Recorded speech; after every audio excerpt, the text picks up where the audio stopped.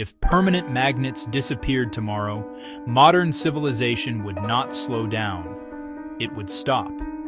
Not dramatically, not with sirens, not with a single blackout that makes the news.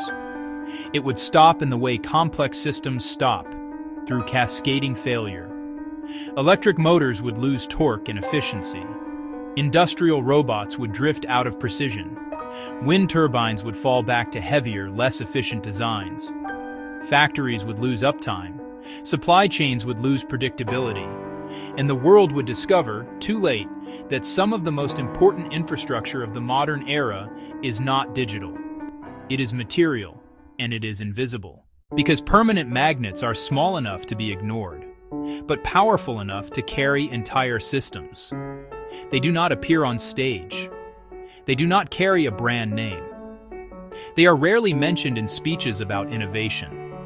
Yet they sit inside everything that rotates, accelerates, positions, stabilizes, corrects, or controls. Modern life runs on motion. Motion runs on control. And control runs on magnetic performance that is stable, repeatable, and precise. This is where the story begins. Not in a lab, not in a startup, not in a stock price, but in the physics of a component that became unavoidable. For most of history, the minerals behind high-performance magnets did not matter. Neodymium, praseodymium, dysprosium, terbium. They existed in the crust for millions of years. They were mined in small quantities, studied, cataloged, sometimes used in niche applications. But they did not define power. What changed was not geology. It was engineering. The moment societies began to electrify at scale, magnets moved from background parts to load-bearing infrastructure. The moment industry demanded compact motors with high torque, magnets became a design constraint. The moment automation replaced human tolerance with machine precision, magnets became a reliability problem. And when advanced systems, industrial and military, started shrinking while becoming more capable, magnets became a strategic bottleneck. Not because the rocks are rare, but because the process is hard, and because scale is unforgiving. Here is the first illusion the world learned to believe.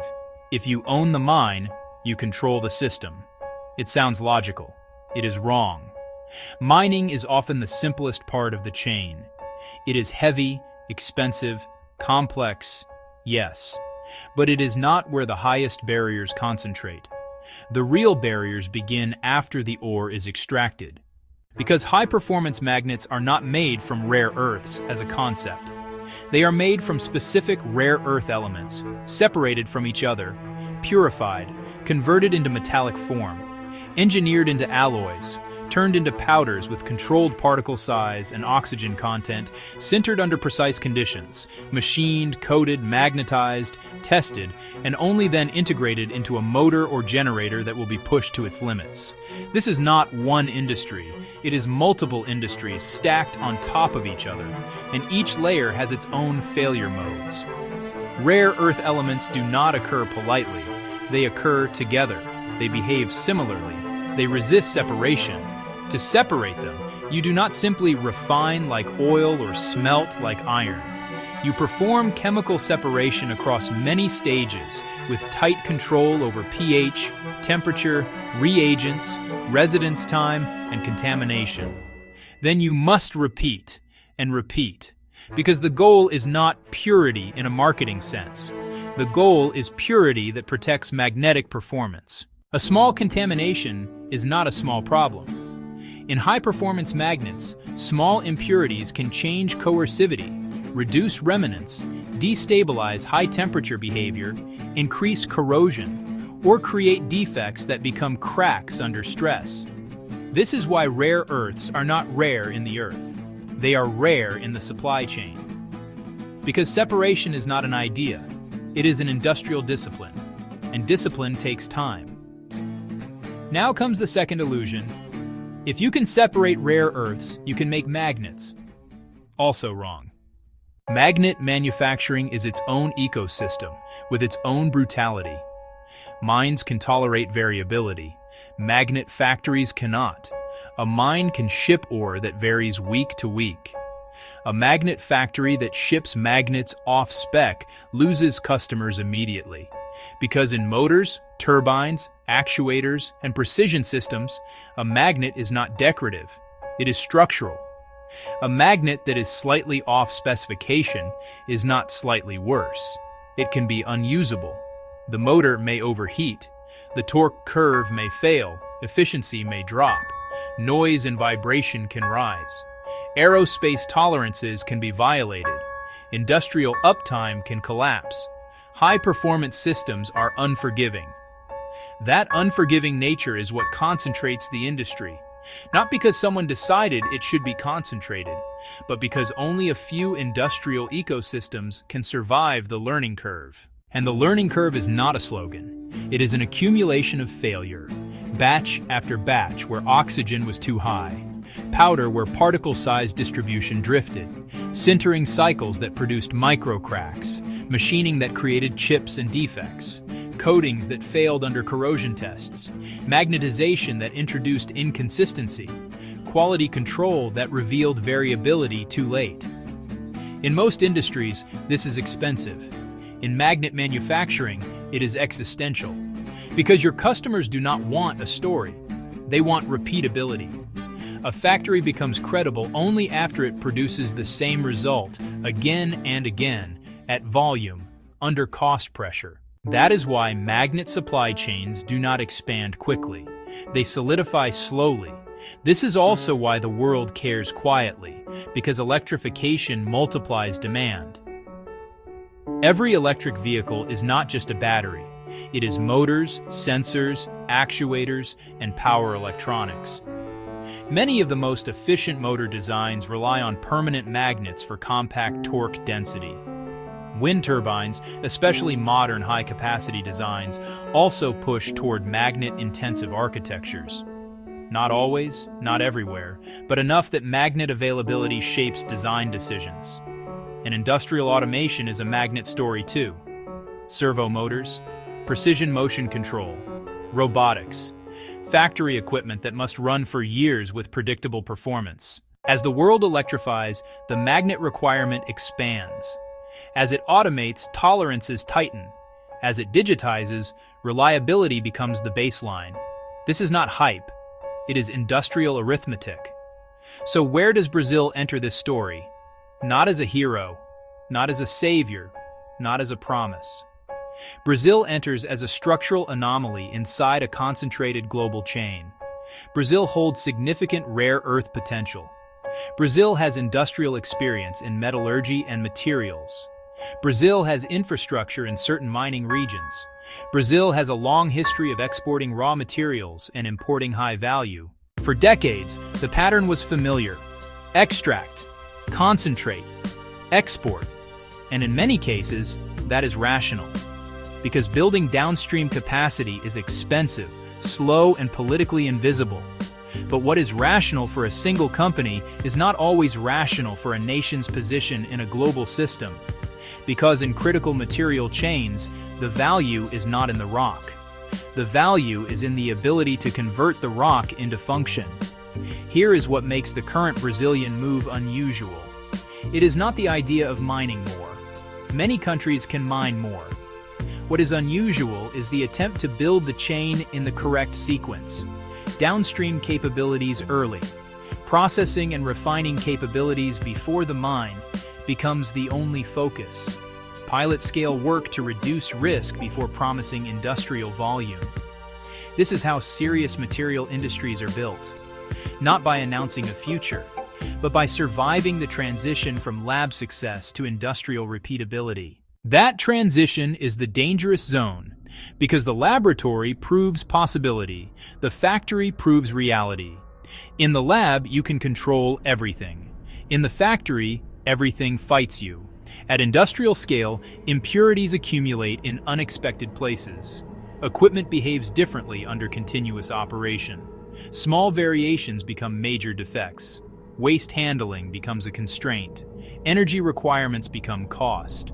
Supply of reagents becomes logistics. Maintenance becomes downtime. And downtime is where economics collapse. This is why pilot-scale facilities matter. They reveal early whether a process can actually live in the world. They are not glamorous, they are not viral, but they are where supply chains are born, or where they die quietly.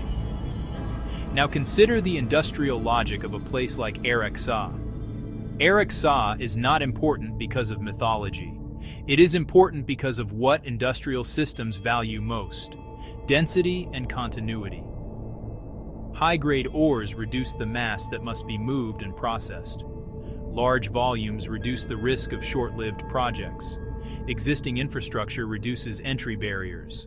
Existing expertise reduces time. But none of that replaces the central requirement: process mastery.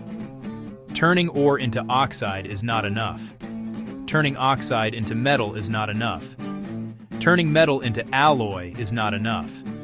The magnet is the checkpoint, because the magnet is where performance becomes measurable.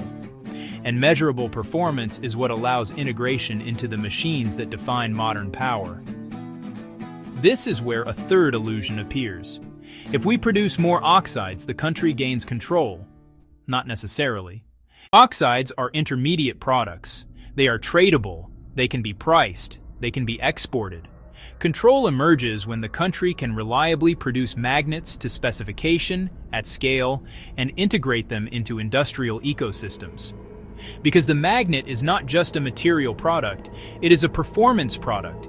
It must meet a curve of requirements: coercivity, remanence, temperature stability, corrosion resistance, dimensional precision, and consistency across batches.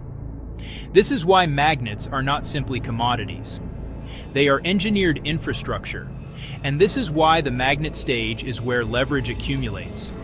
At this point, the story becomes less about national ambition and more about industrial time. Because deep capabilities do not scale on command. Training engineers takes years. Training operators takes years. Building institutional knowledge takes longer than a project cycle.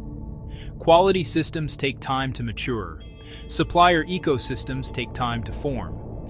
Trust with downstream customers takes the longest.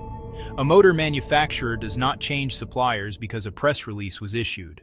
They change suppliers only after long qualification cycles, testing, and reliability assurance.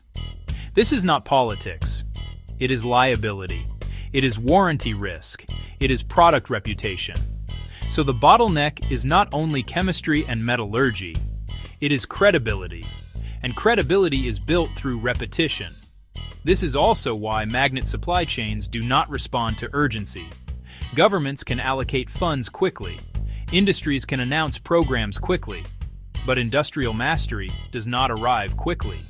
It arrives through iteration. That is the hidden clock behind modern power. A supply chain is not a line. It is a memory. It remembers failures. It remembers contamination. It remembers which parameters matter and which are illusions. And only after enough memory accumulates does the chain stabilize. So what does it mean if Brazil succeeds? It does not mean the world changes ownership. It means the world changes fragility.